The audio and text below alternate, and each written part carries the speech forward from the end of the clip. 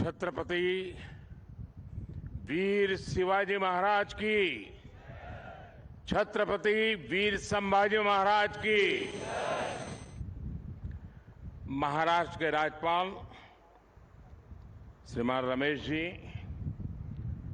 मुख्यमंत्री एकनाथ जी, केंद्रीय मंत्रिमंडल के मेरे सहयोगी राजनाथ सिंह जी, नारायण राणे जी, उप मुख्यमंत्री देवेंद्र फडणवीस जी, अजित पवार जी, सीडीएस जनरल अनिल चौहान जी, नौसेना प्रमुख एडमिरल आर हरिकुमार, नौसेना के सभी साथी और सभी मेरे परिवारजन, आज 4 दिसंबर का ये ऐतिहासिक दिन हमें आशीर्वाद देता है। सिंधु दुर्ग का ऐतिहासिक किला, मालवण तारकर्ली का ये खूबसूरत किनारा, चारों ओर फैला छत्रपति वीर शिवाजी महाराज का प्रताप, राजकोट फोर्ट पर उनकी विशाल प्रतिमा का अनावरण और आपकी ये हुंकार हर भारतवासी को जोश से भर रही है। आपके लिए ही कहा गया है, चलो चलो नई मिसाल हो, बढ़ो नया कमाल हो, झुको नहीं, रुको नहीं, बढ़े चलो, बढ़े चलो। मैं नौसेना परिवार के सभी सदस्यों को नेवी डे पर विशेष रूप से बधाई देता हूं। आज के दिन हम उन शूरवीरों को भी प्रणाम करते हैं जिन्होंने मातृभूमि के लिए अपना सर्वोच्च बलिदान दिया है। साथियों, आज सिंधु दुर्ग की इस वीर भूमि से देशवासियों को नौसेना दिवस की बधाई देना वाकई अपने आप में बहुत बड़े गौरव की घटना है। सिंधु दुर्ग के ऐतिहासिक किले को देखकर हर भारतीय गर्व से भर जाता है। छत्रपति वीर शिवाजी महाराज जानते थे कि किसी भी देश के लिए समुद्री सामर्थ्य कितना जरूरी होता है। उनका उद्घोष था, जलमेव यस्य बलमेव तस्य, यानी जो समुद्र पर नियंत्रण रखता है वह सर्वशक्तिमान है। उन्होंने एक शक्तिशाली नौसेना बनाई। कान्होजी आंग्रे हो, मायाजी नाइक भाटकर हो, हीरोजी इंदालकर हो, ऐसे अनेक योद्धा आज भी हमारे लिए बहुत बड़ी प्रेरणा है। मैं आज नौसेना दिवस पर देश के ऐसे पराक्रमी योद्धाओं को भी नमन करता हूं। साथियों, छत्रपति वीर शिवाजी महाराज से प्रेरणा लेते हुए आज भारत गुलामी की मानसिकता को पीछे छोड़कर आगे बढ़ रहा है। मुझे खुशी है कि हमारे नेवल ऑफिसर्स जो अपलेट्स पहनते हैं, अब उसमें छत्रपति वीर शिवाजी महाराज की विरासत की झलक भी देखने को मिलने वाली है। नए एपोलेट्स भी अब उनकी नौसेना के प्रतीक चिन्ह की तरह ही होंगे। ये मेरा सौभाग्य है कि नौसेना के ध्वज को मुझे पिछले वर्ष छत्रपति शिवाजी महाराज की विरासत से जोड़ने का अवसर मिला था। अब एपोलेट्स में भी छत्रपति वीर शिवाजी महाराज का प्रतिबिंब हम सबको नजर आएगा। अपनी विरासत पर गर्व की भावना के साथ मुझे एक और घोषणा करते हुए आज गौरव हो रहा है।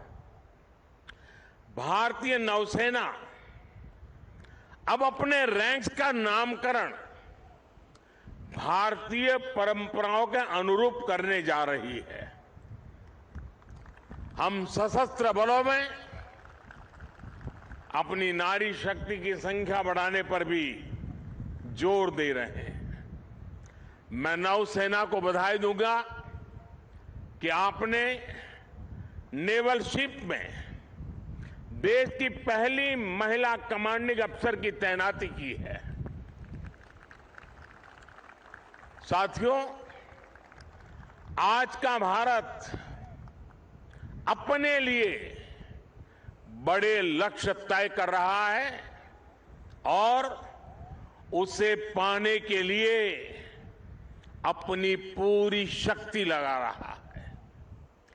भारत के पास इन लक्ष्यों को पूरा करने के लिए एक बड़ी ताकत है।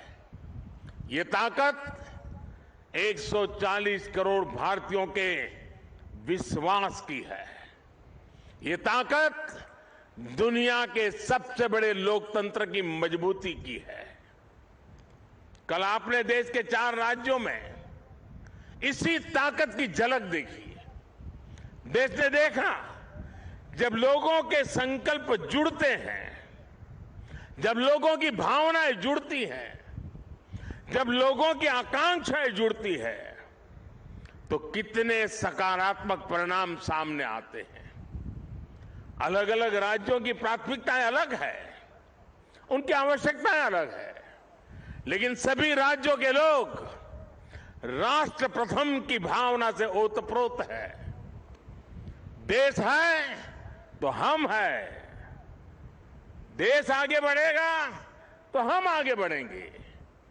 यही भावना आज हर नागरिक के मन में है। आज देश इतिहास से प्रेरणा लेकर उज्जवल भविष्य के रोडमैप तैयार करने में जुट गया है। लोगों ने नकारात्मकता की राजनीति को हराकर हर क्षेत्र में आगे निकलने का प्रण किया है। यही प्रण हमें विकसित भारत की ओर ले जाएगा।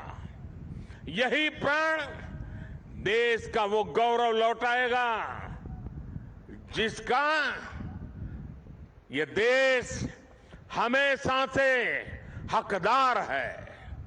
साथियों, भारत का इतिहास सिर्फ 1000 साल की गुलामी का इतिहास नहीं है, सिर्फ हार और निराशा का इतिहास नहीं है। भारत का इतिहास विजय का इतिहास है। भारत का इतिहास शौर्य का इतिहास है। भारत का इतिहास ज्ञान और विज्ञान का इतिहास है। भारत का इतिहास कला और सृजन कौशल का इतिहास है।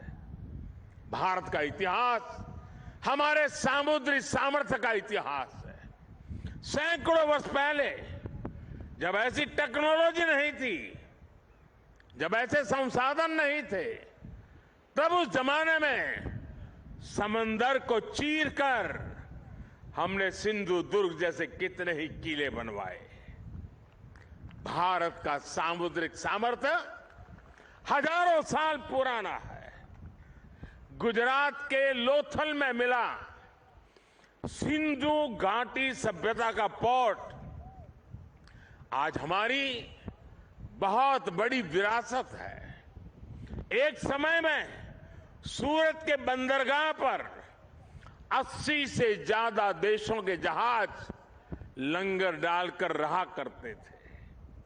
चोल साम्राज्य ने भारत के इसी सामर्थ्य के बलबूते दक्षिण पूर्व एशिया के कितने ही देशों तक अपना व्यापार फैलाया। और इसलिए जब विदेशी ताकतों ने भारत पर हमला किया तो सबसे पहले हमारी इस शक्ति को निशाना बनाया गया। जो भारत नाव और जहाज बनाने के मशहूर था, उसकी ये कला, ये कौशल, सब कुछ ठप कर दिया गया। और जब हमने समंदर पर अपना नियंत्रण खोया, हमने अपनी सामरिक आर्थिक ताकत भी खो दी। इसलिए आज जब भारत विकसित होने के लक्ष्य पर चल रहा है तो हमें अपने इस खोए हुए गौरव को फिर से पाकर के ही रहना है।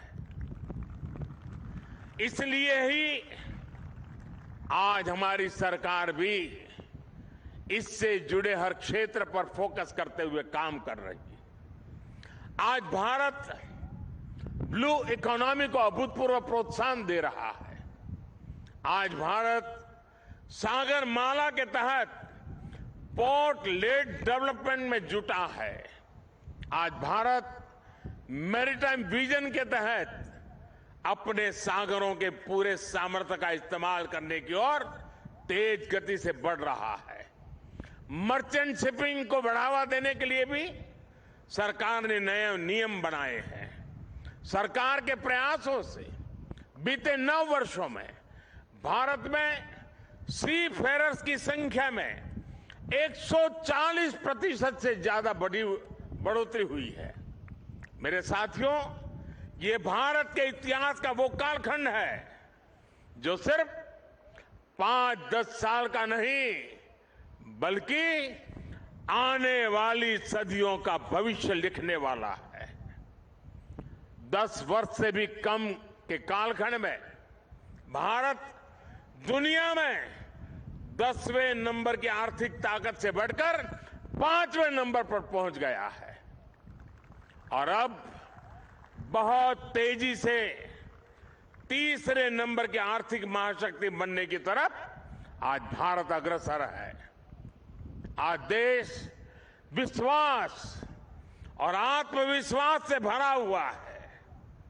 आज दुनिया को भारत में विश्व मित्र का उदय होता दिख रहा है। आज स्पेस हो या फिर समंदर, हर जगह दुनिया को भारत का सामर्थ्य दिख रहा है।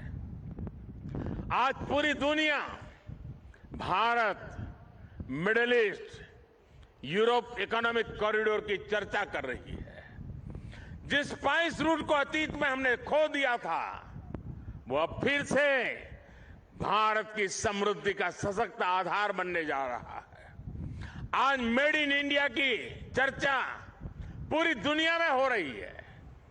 तेजस विमान हो या किसान ड्रोन, यूपीआई सिस्टम हो या फिर चंद्रयान 3, हर जगह, हर सेक्टर में मेड इन इंडिया की धूम है।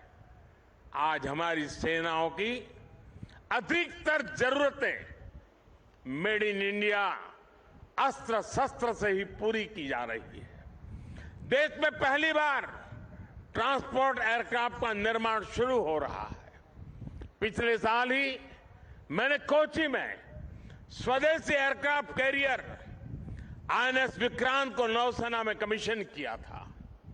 INS Vikrant make in India, आत्मनिर्भर भारत का एक सशक्त उदाहरण है।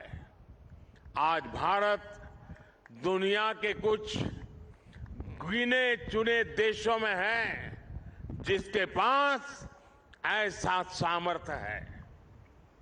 साथियों, बीते वर्षों में हमने पहले की सरकारों की एक और पुरानी सोच को बदला है। पहले की सरकारें हमारे सीमावर्ती और समुद्र किनारे बसे गांवों को, इलाकों को अंतिम गांव मानती थी। हमारे रक्षा मंत्री जी ने अभी उसका उल्लेख भी किया। इस सोच के कारण हमारे तटीय क्षेत्र भी विकास से वंचित रहे। यहां मूल सुविधाओं का अभाव रहा। आज समंदर किनारे बसे हर परिवार के जीवन को बेहतर बनाना केंद्र सरकार की प्राथमिकता है। यह हमारी सरकार है जिसने 2019 में पहली बार फिशरीज सेक्टर के लिए अलग मंत्रालय बनाया। हमने फिशरीज सेक्टर में लगभग 40,000 करोड़ का निवेश किया है। इस वजह से 2014 के बाद से भारत में मछली उत्पादन 80% से ज्यादा बढ़ा है। भारत से मछली का एक्सपोर्ट भी 110% से ज्यादा बढ़ा है। अपने मछुआरों की मदद करने के लिए सरकार हर संभव कोशिश कर रही है। हमारी सरकार ने मछुआरों के लिए बीमा कवर 2 लाख से बढ़ाकर 5 लाख किया है। देश में पहली बार मछुआरों को किसान क्रेडिट कार्ड का भी लाभ मिला है। सरकार फिशरीज सेक्टर में वैल्यू चेन डेवलपमेंट पर भी काफी जोर दे रही है। आज सागरमाला योजना से पूरे समुद्र किनारे में आधुनिक कनेक्टिविटी पर बल दिया जा रहा है। इस पर लाखों करोड़ रुपए खर्च किए जा रहे हैं ताकि समुद्री किनारों में नए उद्योग लगे, नए बिजनेस आए। मछली हो, दूसरा सी फूड हो, इसकी पूरी दुनिया में बहुत अधिक डिमांड है। इसलिए हम सी फूड प्रोसेसिंग से जुड़ी इंडस्ट्री पर बल दे रहे हैं ताकि मछुआरों की आय बढ़ाई जाए। मछुआरे गहरे समंदर में मछली पकड़ सके, इसके लिए वो नावों के आधुनिकीकरण के लिए भी उनको मदद दी जा रही है। साथियों, कोंकण का ये क्षेत्र तो अद्भुत संभावनाओं का क्षेत्र है। हमारी सरकार इस क्षेत्र के विकास के लिए पूरी प्रतिबद्धता के साथ काम कर रही है। सिंधुदुर्ग, रत्नागिरी, अलीबाग, परभणी और धाराशिव में मेडिकल कॉलेज खुले हैं। चिपी हवाई अड्डा शुरू हो चुका है। दिल्ली मुंबई इंडस्ट्रियल कॉरिडोर माड़गांव तक जुड़ने वाला है। यहां के काजू किसानों के लिए भी विशेष योजनाएं बनाई जा रही है। समुद्री तट पर बसे रिहायशों के क्षेत्रों को बचाना हमारी प्राथमिकता है। इसके लिए मैंग्रोव का दायरा बढ़ाने पर बल दिया जा रहा है। केंद्र सरकार ने इसके लिए विशेष मिस्ट्री योजना बनाई है। इसमें मालवन, अचरा, रत्नागिरी, देवगढ़, विजयदुर्ग सहित महाराष्ट्र की अनेक साइट्स को मैंग्रोव मैनेजमेंट के लिए चुना गया है। साथियों, विरासत भी और विकास भी, यही विकसित भारत का हमारा रास्ता है।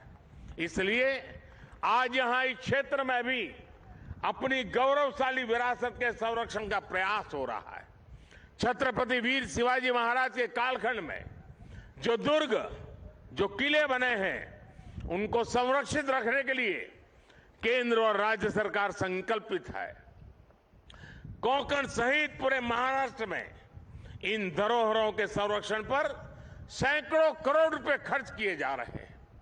हमारा प्रयास है कि पूरे देश से लोग अपनी इस गौरवशाली विरासत को देखने आए। इससे इस क्षेत्र में टूरिज्म भी बढ़ेगा, रोजगार, स्वरोजगार के नए अवसर भी बनेंगे। साथियों, यहां से हमें अब विकसित भारत की यात्रा और तेज करनी है। ऐसा विकसित भारत जिसमें हमारा देश सुरक्षित, समृद्ध और शक्तिशाली हो सके। और साथियों, आमतौर पर army day, air force day, navy day ये दिल्ली में मनाए जाते रहे हैं और दिल्ली में जो आसपास के लोग हैं वो उसका हिस्सा बनते थे और ज्यादातर इसके जो चीफ होते थे उनके घर के लोन में ही ये कार्यक्रम होते थे। मैंने उस परंपरा को बदला है और मेरी कोशिश है कि चाहे आर्मी डे हो, नेवी डे हो या एयरफोर्स डे हो, देश के अलग अलग हिस्सों में हो, और उसी योजना के तहत इस बार का नेवी डे इस पवित्र भूमि पर हो रहा है जहां पर नेवी का जन्म हुआ था। और मुझे थोड़े समय पहले बता रहे थे कुछ लोग कि बोले पिछले सप्ताह से हजारों की तादाद में लोग आ रहे हैं इस हलचल के कारण। मुझे पक्का विश्वास है कि अब देश के लोगों का इस भूमि के प्रति आकर्षण बढ़ेगा। सिंधु दुर्ग के प्रति एक तीर्थ का भाव पैदा होगा। छत्रपति शिवाजी महाराज ने युद्ध के क्षेत्र में कितना बड़ा योगदान दिया था।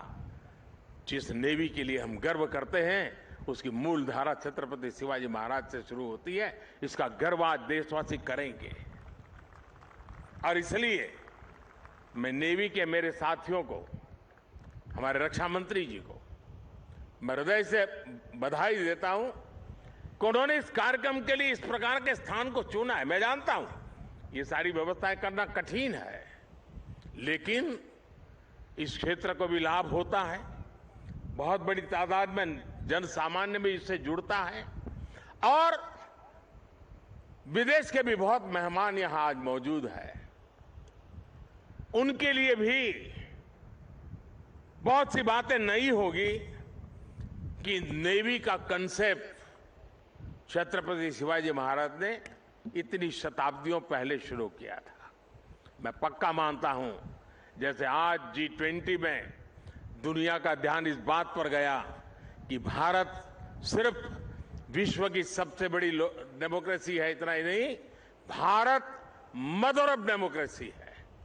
उसी प्रकार से भारत है जिसने नेवी की इस कंसेप्ट को जन्म दिया, सामर्थ्य दिया और आज विश्व ने उसको स्वीकार किया है। और इसलिए आज का ये अवसर विश्व पटल पर भी एक नई सोच के लिए निर्माण का कारण बनने वाला है। मैं फिर एक बार आज नेवी डे पे देश के सभी जवानों को, उनके परिवारजनों को और देशवासियों को बहुत बहुत शुभकामनाएं देता हूं, बहुत बहुत बधाई देता हूं। मेरे साथ पूरी शक्ति से एक बार बोलिए, भारत माता की, भारत माता की, भारत माता की। बहुत बहुत धन्यवाद।